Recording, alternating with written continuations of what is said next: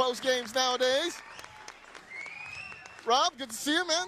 Slide on in. Obviously, want to pick his brain about the Lakers, the NBA. Although you wanted to pick his brain about UCLA basketball. Oh, I was talking with Bergman about it because his son goes to UCLA, right? He's still there? No, he left. He left. All right, well, he went to UCLA. So now we're not talking about that anymore because now we're going to say the real things. Yeah, we can talk bad about UCLA now. Who cares about UCLA? Yeah. If it ain't Alabama basketball, who cares? That's right. There it is. Roll Tide all day. I'm kidding. Not really.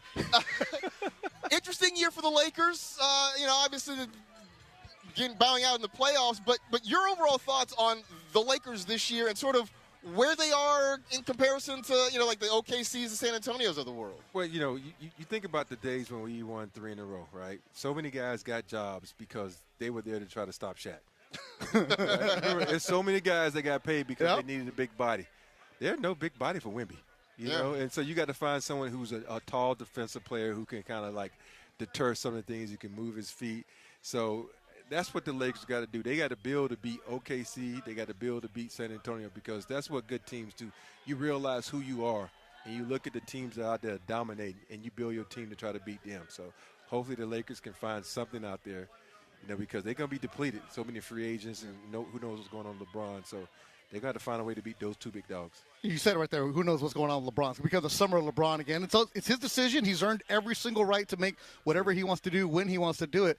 But you're looking at OKC. You're looking at San Antonio, all those youngsters. I've heard you on Spectrum with Geeter and Big Game. Where are our young guys? Where's our draft capital? Where's the development? Because you can have the big guy, you can have the stars, but if you don't have the grinders that are coming up behind you, it hurts you, and you're seeing that right now. Yeah, it's the thing about sports is when you're so good for so long as a franchise, everybody starts getting younger and better. And your old guys, if you can't do some good trading and bring in some guys and youth to kind of balance that out, it's tough. And you think about us, we got some dominant players who take up a lot of the capital. Yep. So it's really hard when it comes to that sense. So, I think that's one of the things I don't know because I'm not in the front office and, we got new ownership.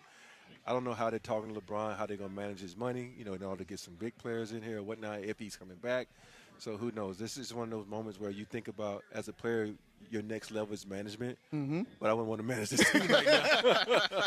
It's too many variables popping off right now. Well, especially with the NBA because of the way the aprons work. And if you're in that tax threshold, okay, you can pay the taxes. Mark Walter, Guggenheim, they can pay it. Yeah. But the NBA tags you because they take away picks. Yeah. You can't use your mid-level exemption. So it's different from baseball. They're going to learn quick, and Pelinka does a good job of trying to figure out where can go. But you got to pay LeBron. You got to pay Austin Reaves. Is Austin Reaves going to be commanding that big salary? Like, what do you see from Reaves? Is he that dude? I think with Reaves, though, he's got to do what's best for him. And I think sometimes fans, we forget that. We want to, we want him to stay. But at the end of the day, his life. He has, why would you go stay with the Lakers? I'm just throwing numbers out. No, let's say some team going to offer you $180 million, and the Lakers going to offer you $120 million. That's $40 million. And I know Austin very, very well. Yeah. He ain't the sexiest guy, so he ain't gonna get no other off-court endorsements. So he got to make up that $40 million. So but does he want to go play in Brooklyn? I love AR. I love AR. Oh, I love him too, man. But for me, you got at the end of the day, you have to do what's best for you. Yes. I know I had a situation like that, and people don't know this. When I had to come back to another team offered me $4 million more. I'm like, but you guys ain't going to win. I'm not going there.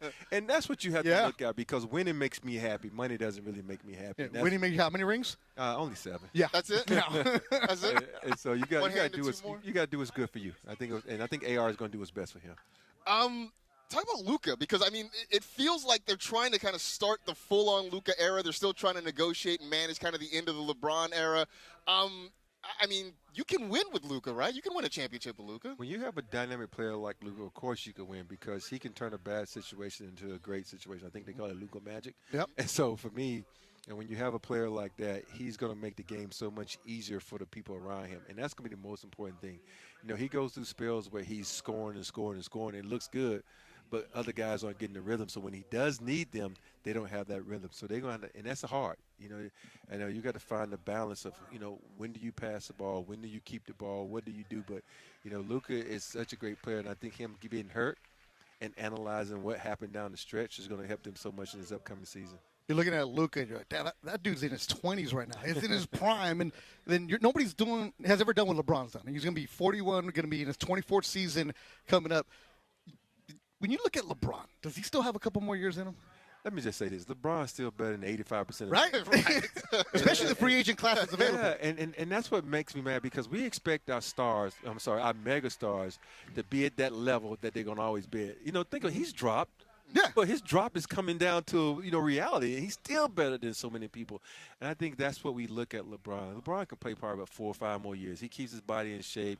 And think about him. Because I remember when I got into my 15th year, I was like this, man, I don't want to be out there no more. I'm tired. Mentally, I was fried. Just catch and shoot, right? Yeah, he's not mentally fried yet. You think about him, the joy that he has, the enthusiasm he has. And think about this. He's had to do this for 21 seasons. He's had to put up with idiots. He had to put up with guys, wanting his attention. And that's taxing on you mentally. But he's still there grinding and acting like his first 2 or 3 years. You should hear some of the calls, because I host a post-game show, some of the calls I get, like, get rid of LeBron. I'm like, for who? Yeah. For what? Right. Or sports graffiti. Get rid of LeBron. I understand the outside or away from the court, whatever it is. Yeah. But on the actual freaking court, who are you going to replace him with? Yeah, you think about it, everybody, and LeBron, I think LeBron realized this too. When he played, there was a lot of things that, you tell yourself mentally that you can do it, but your body be like, you can't do that. And I think he's learned there's a lot of things that he don't have to do now. You got AR, you had Luka, and he's just, I think, it sounds weird, being 41 years old, he's still learning. Because his game has diminished a little bit. And so he's still learning, okay, I don't have to do that now. I can rely on these guys. Because think about it. If you've been in this game for that long and you've been the go-to guy, it's hard to let go of the reins. And still, you're still better than so many people. So it's kind of hard sometimes to take a step back. Well, we saw that in that month of March when they went 15-2, and it was LeBron. It was called the third option, right? Yeah. He learned how to work with the teammates, and you saw something. That's why it sucks this year that Luka went down with injury, AR went down with injury, because they were building on something that probably could have gave him a good run in the Western. Yeah, and I think for me, I always look at the guys who don't get the chance to dominate the ball like those three. You look at like what he was able to do. Now, Marcus Smart was able to come out and play good. So for me, that's the most important thing. You're going to get your 30, but am I going to be able to get my average to give us a chance to win? And that's the most important thing. And I think as a player, you got to figure out, if I'm not getting the ball, what can I do to make the team better? And I think as the season went on and they learned from Marcus Smart to know that I don't have to shoot the ball to make this team better. I talk about J.J. Redick because I know there were questions when he came in, like, could he be the head coach of the Lakers? And he's got back-to-back 50-win seasons.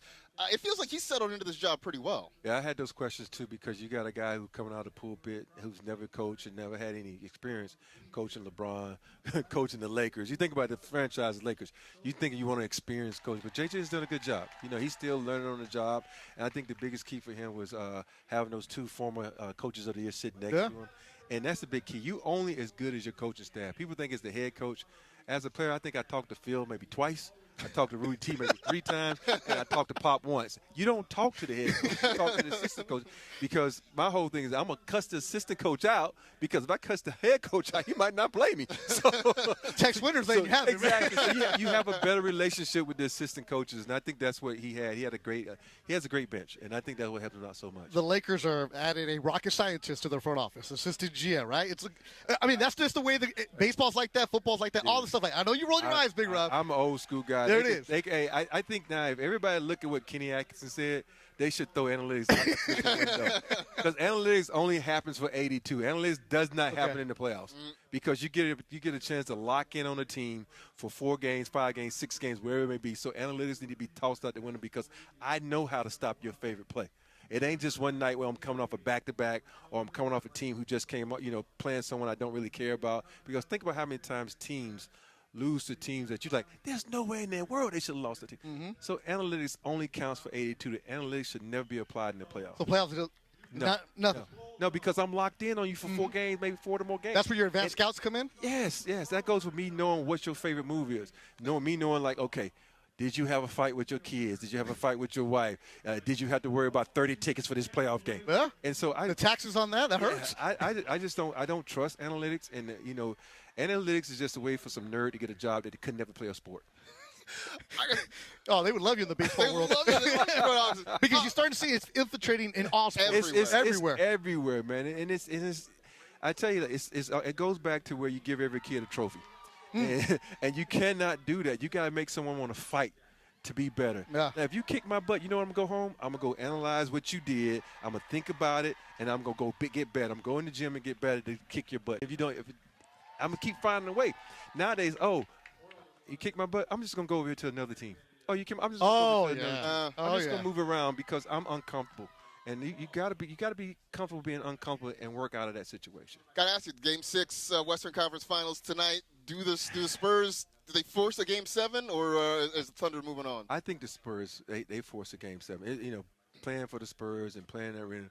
And one thing that doesn't get talked about with the Spurs is how crazy their fans are. Oh, yeah. They're almost on the level of Raider fans. They're bananas. And so, They're PA announcer, here come the Spurs. Yeah. Like, come on, bro. 8,000 times a quarter, bro. Like, shut up. Yeah. It ain't Lawrence Tanner. I love playing there. I love playing, Laker fans are great, too. Yeah. But I think when you only got one thing in that time you can root for, the Spurs, I think they'll win the game and they can go back and lose Game 7 to OKC. Ooh. But you know what's weird? I've been wrong about everything, so I might be wrong again. Hey, I thought USC was going to be Cali girls in basketball. They wiped them out. So, people, if you listen to me, bet the opposite way that I say. That's all I'm saying. Hey, Rob, it's good to talk to you, man. Enjoy the playoffs. Hopefully catch up with you at some point. Good, man. Job. 7 championships right there. 7 championships. Robert Horry. We are out here in Chino at City Hall for the opening of Hershiser Chevrolet. Got a full show for you. A lot of guests coming through. Marcus Grant, Beto Duran, back with you a little bit. Hang around more of Mason and Ireland here on 710 ESPN.